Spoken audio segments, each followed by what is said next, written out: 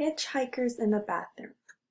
Imagine this. You step up to the sink, wet your toothbrush, and begin cleaning your pearly whites.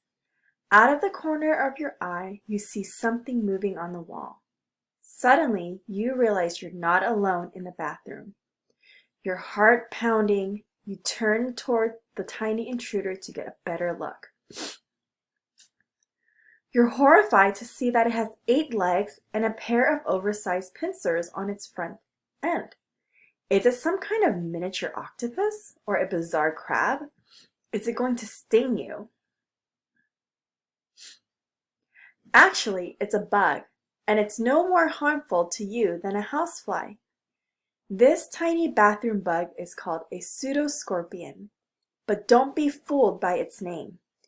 It's not really a scorpion. It's just a relative.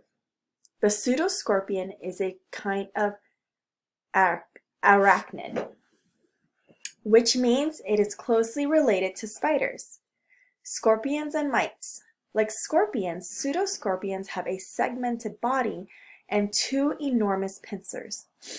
But pseudoscorpions lack the curved stinger that all true scorpions have. Pseudoscorpions usually live outside in mulch, under tree bark, or in leaf litter.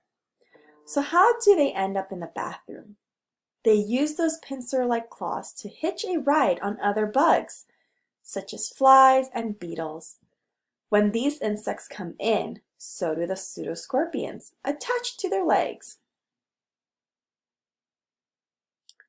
These tiny arachnids prefer moist places. Since the bathroom tends to be humid after bathing and showering, it is a likely place to find them, but they are easily overlooked. Most pseudoscorpions are only about 2 to 8 milliliters long. Pseudoscorpions don't bite or sting humans, and they can be helpful. These bugs feed on common household pests, such as carpet beetle larvae, ants, mites, and small flies. Welcoming this hitchhiker into your home may mean there are fewer household pests to bug you.